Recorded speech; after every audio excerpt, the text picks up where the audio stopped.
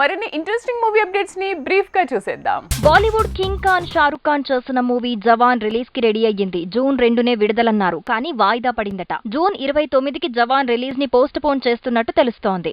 Salaar movie shooting speed అందుకుంది. ఈ నెలలోనే షూటింగ్ పూర్తవుతుందట. ఇక సెట్ లోంచి ప్రభాస్ అండ్ కో వదిలిన ఫోటో ఇప్పుడు సోషల్ మీడియాలో వైరల్ అయింది.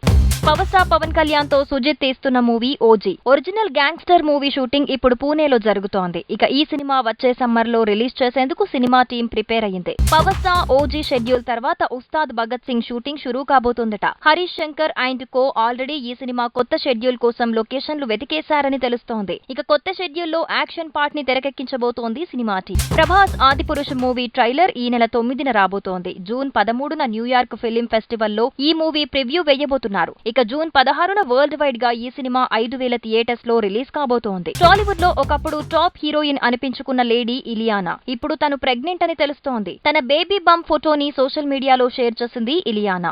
యంగ్ రెబల్ స్టార్ ప్రభాస్ తో మారుతి తీస్తున్న సినిమా 60% పూర్తయిందట. ఇది కామెడీ జోనర్ లో వచ్చే ఫ్యామిలీ యాక్షన్ డ్రామా అంటున్నారు. అయితే అక్టోబర్ నుంచి డిసెంబర్ మధ్యలో ఈ ప్రాజెక్ట్ పూర్తి చేసి ప్రభాస్ ప్రాజెక్ట్ కేతో బిజీ అవుతాడట.